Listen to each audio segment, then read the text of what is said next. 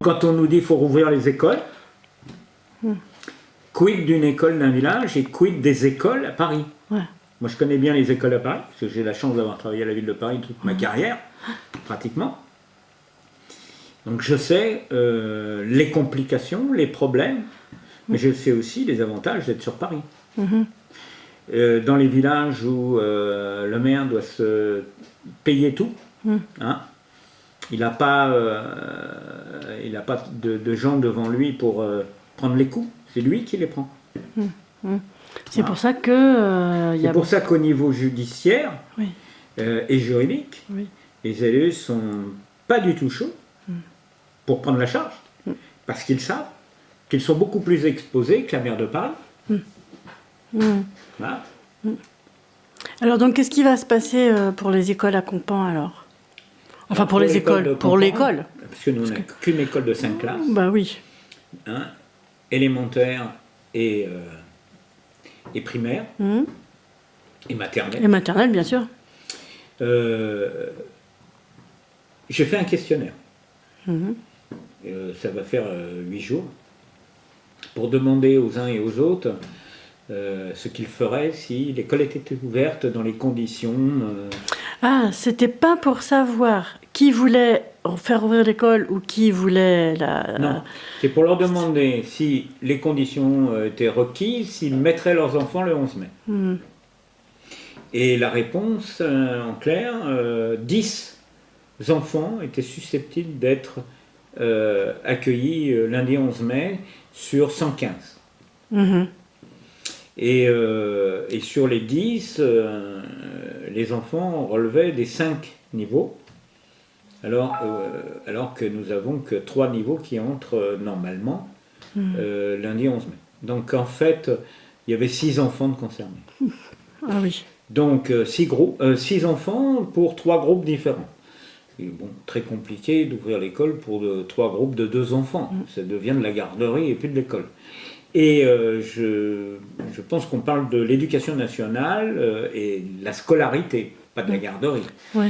Et concernant l'éducation nationale, puisque ce matin j'ai eu une conférence débat avec l'ensemble des institutrices qui m'ont fait savoir qu'elles-mêmes, pour certaines, ne seraient pas présentes à l'ouverture, pour des raisons de sécurité sanitaire à leurs yeux importantes qui ne sont pas requises, et d'autre part pour des raisons juridiques qui aujourd'hui ne les invitent pas à porter la responsabilité du cours dans cette période où finalement le corps enseignant aura aussi des responsabilités lourdes en cas de problématiques de santé attrapées à l'école et refoulées dans les familles. Et comme on est dans des communes, dans les villages où un peu cloche-merle, où il y a beaucoup d'attaques juridiques, je sais de quoi je parle, on comprend que chacun est très frileux et ne veut pas se prêter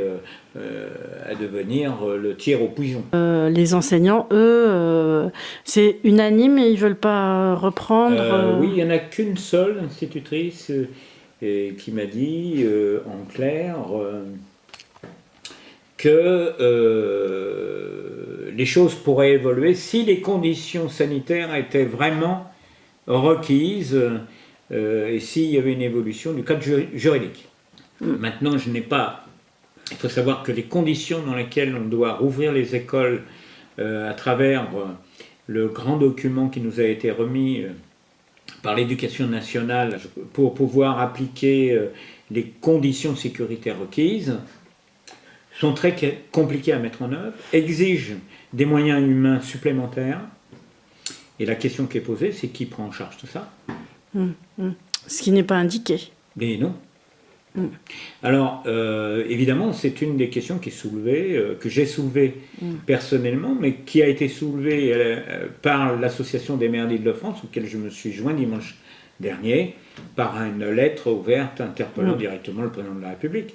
On a des vraies questions, pas que simplement juridiques. Oui. Il y a des questions de fond qui sont posées. Toutes les écoles, et notamment les écoles des villages, ne sont pas habilitées dans de bonnes conditions à permettre les sécurités qui nous sont demandées dans le document de 60 pages. Comme l'écartement des élèves entre eux, les distances. Pour certaines classes, ça va être compliqué. Il faut beaucoup de place parce que ce sont des groupes de 10 enfants, 15 enfants maximum. Il faut des classes. On ne peut pas les mettre deux groupes dans une même classe, c'est pas possible. Donc il faut diviser les classes par deux pratiquement. Il faut les mettre dans des classes, il faut avoir le nombre de classes suffisant. Alors on me dit que ça pourrait se faire sur des semaines alternées, mais j'en sais rien. On n'a pas du tout la clé de ce que souhaite vraiment l'éducation nationale. Donc, on n'en sait rien. L'éducation nationale en fond, vous pensez qu'elle souhaiterait que les maires prennent des initiatives, finalement, individuellement ? Je soupçonne l'éducation nationale en partie, en se réfugiant derrière les maires qui prendront leur responsabilité de ne pas ouvrir. Je serais curieux de savoir ce qu'il ferait si demain le préfet prenait les responsabilités de l'État et réquisitionnait. Je serais aux affaires de l'État, petit maire que je suis, je ne me risquerais pas à ça. Il appartient à chacun politiquement d'assumer ses responsabilités. Mais je vois mal dans notre pays un pouvoir politique déjà en difficulté pour gérer une crise qui n'est pas finie, aller imposer, réquisitionner, avec en même temps la reconduction de la loi sanitaire pour 2 mois, dans les conditions dans lesquelles on va faire travailler les salariés. Je ne suis pas sûr que ça va être apprécié par beaucoup. Vous voulez dire que c'est un peu trop gros pour essayer de vouloir tout faire d'un coup ? Moi, je ne comprends pas. Politiquement, je ne comprends pas ce gouvernement. Voilà, je ne comprends pas ce qui a été mis en place. Évidemment, l'urgence sanitaire est là, les problématiques qui sont exposées sont évidentes, la pandémie est en ralentissement mais n'est pas terminée, et on n'est pas à l'abri, et tout le monde le craint, d'un rebond après la reprise le 11 mai du travail par tout le monde. Bon. En même temps, on propose d'envoyer les petits à l'école, et les grands plus tard. Je m'interroge. D'abord, pourquoi envoyer les tout petits à l'école et pas les grands ? Dans d'autres pays, c'est le contraire qu'on fait. On va m'expliquer s'ils sont plus cons que nous, ou s'il y a d'autres raisons que je ne connais pas là-bas, qui ne sont pas les mêmes que nous. En France, apparemment, on envoie les petits parce que ça gêne les parents pour aller travailler. Oui, mais alors, il aurait mieux valu reprendre les choses dans un autre sens. Étudier, définir de qui on a besoin réellement au travail, parce que c'est pas clair. Je sais pas qui travaille lundi, moi. Tout le monde est urgent, bientôt. Qu'on me dise qui n'est pas urgent. Voilà, je ne sais pas. J'ai l'impression que tout ce qui est fabriqué en France est urgent. Donc je ne sais plus ce qui n'est pas urgent. Et à l'école, il faudrait, nous, qu'on accueille, en priorité, les enfants des personnels soignants, ce qui me paraît normal, de la police nationale, de la gendarmerie, des pompiers, etc., de tous ces services sécuritaires, et éventuellement des gens qui travaillent parce qu'ils doivent répondre à des urgences. Mais demain, je vais avoir tous les gens qui travaillent à Campan qui vont venir me voir, qui vont me dire je suis urgent, moi j'enterre les gens, moi je les fais naître, moi je suis désolé, c'est vachement important, je les nourris, et puis moi je les lave, et puis, mais c'est 90% des enfants à l'école. Donc, ce n'est pas clair. Oui. Moi, j'aurais préféré, j'aurais trouvé normal qu'on décline d'une manière appropriée ce qu'est l'urgence, qui doit être accompagnée par rapport à ces urgences, déclinées de façon ciblée, précise. Les enfants qu'il va falloir évidemment, pour là où il y a 2 personnes dans cette situation qui vivent ensemble et qui ont des enfants, parce qu'il faut qu'on sache s'ils sont 2, s'il n'y en a qu'un. Donc on a besoin d'avoir quelque chose de très précis. On va le faire visiblement pour les gens qui seraient malades éventuellement. On va mettre en place des brigades d'intervention. Je m'interroge encore sur ces brigades. Quels seront leurs rôles? Où est le secret médical? Qu'est-ce que ça veut dire derrière demain, une fois que la crise ira mieux? On aura tout livré. Enfin, je suis pas favorable à ça. Je pense qu'il y a des professionnels de santé qui peuvent faire ce travail et qui ont les moyens de pouvoir se faire accompagner dans le cadre, je dirais, essentiellement du secret médical. Parce que le secret médical, pour ma part, est essentiel.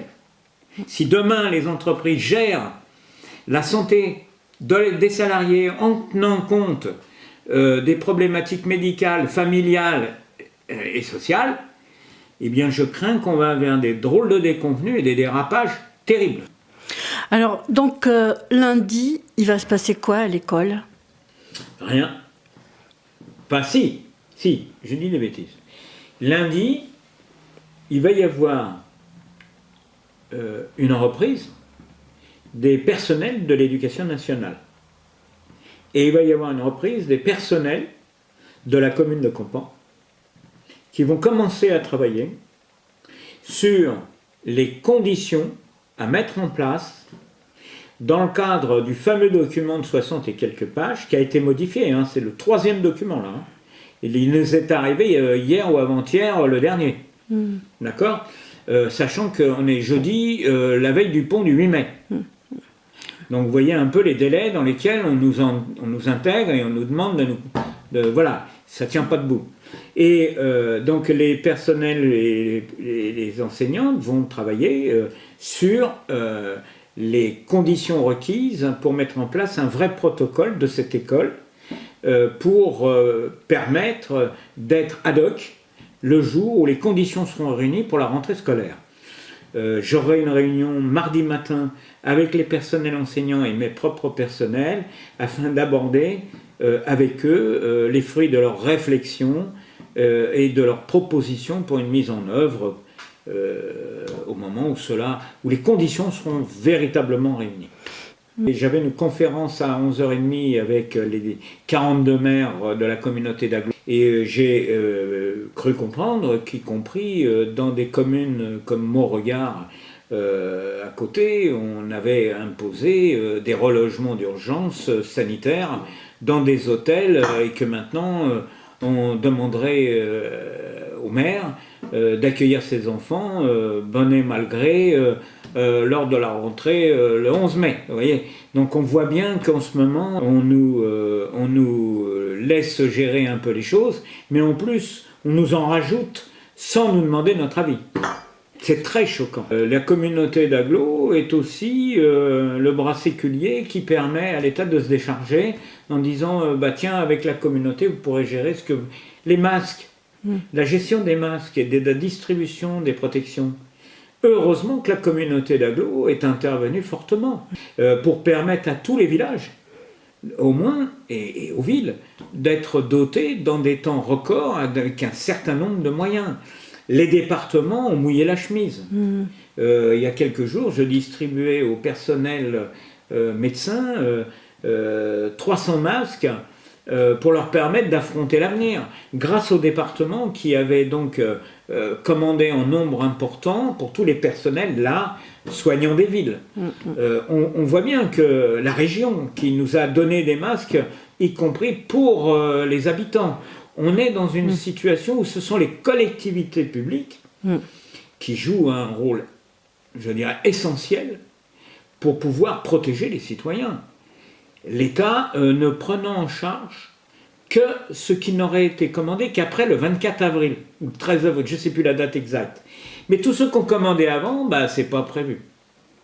Donc en fait, il aurait fallu ne pas prévoir l'avenir pour avoir une prise en charge par l'État. C'est indécent. Si demain on avait une pandémie très forte, on serait devant un problème terrible avec des jeunes qui n'ont aucune conscience des dangers. Aucune. Qui ont l'impression d'aimer leurs enfants et qui à la fois n'ont pas conscience des dangers qu'ils prennent pour eux d'abord et pour les familles. Voilà. C'est un peu ce que je trouve désolant.